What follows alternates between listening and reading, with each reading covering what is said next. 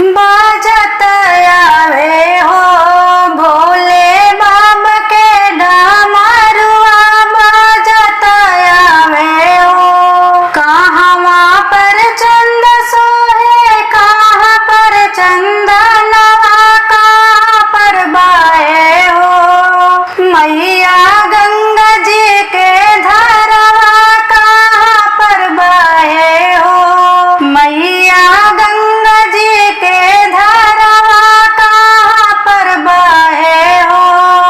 बाजत आवे हो भोले बाबा के डमरुआ बाजत आवे हो। लीलरा पर चंद सोहे माथ पर चंदनवा जटा में बाए हो। मैया गंगा जी के धारवा जटा में बाए हो।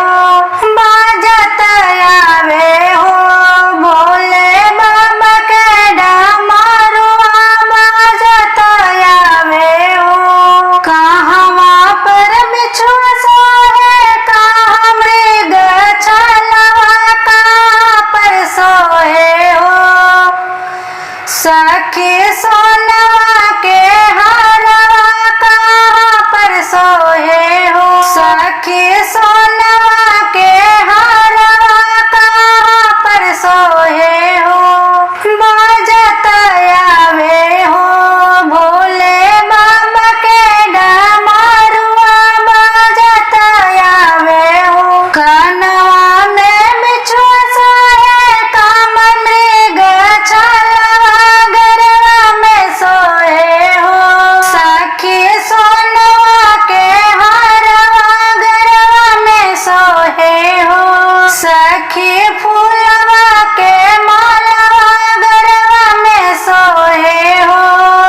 बाजत आवे हो भोले बाबा के डमरुआ बाजत आवे हो।